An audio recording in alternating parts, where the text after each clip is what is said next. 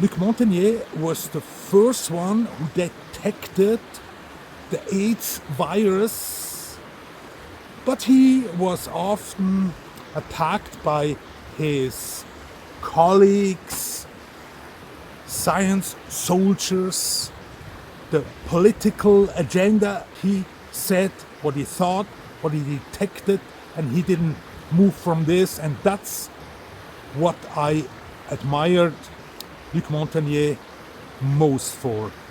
It's also clear he understood way more about the element water than his so-called colleagues, and that's the reason why he simply understood much more of these mechanisms around water and life.